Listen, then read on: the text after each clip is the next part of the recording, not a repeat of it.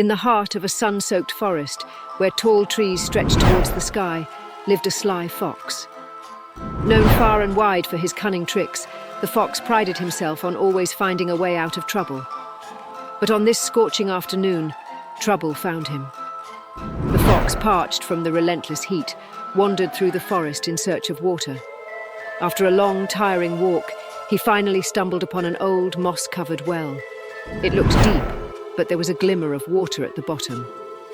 His thirst overwhelming him, the fox leaned over the edge to take a closer look. Suddenly he lost his footing. Before he could react, the fox tumbled headfirst into the well. Splash! Cold water engulfed him as he hit the bottom.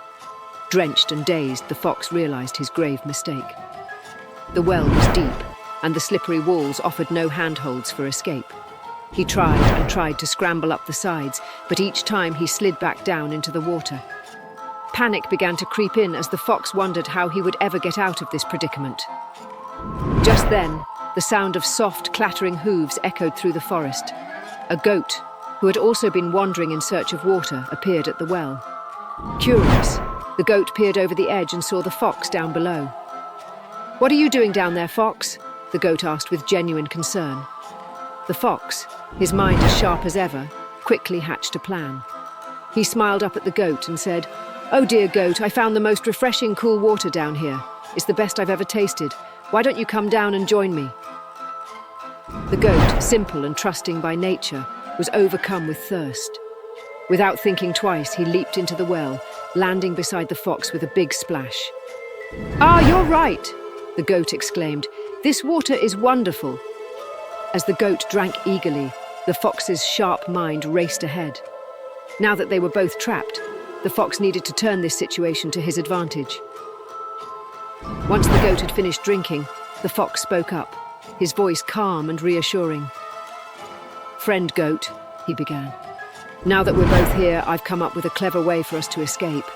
If you stand tall, press your hooves against the wall and lower your head, I can climb onto your back and leap out of the well. Once I'm out, I'll help you climb out too." The goat, trusting the fox's words without a second thought, did as he was told. He braced himself against the well's wall, standing firm while the fox scrambled up his back.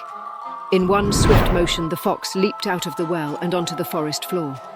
Shaking the water off his fur, the fox looked down at the goat, still trapped in the well. The goat called out, "Now help me, as you promised, fox." But the fox, standing free, had no intention of helping. With a sly grin, he replied, "Ah, my dear goat, you should have thought more carefully before jumping in. Always look before you leap, and don't trust someone's words too quickly."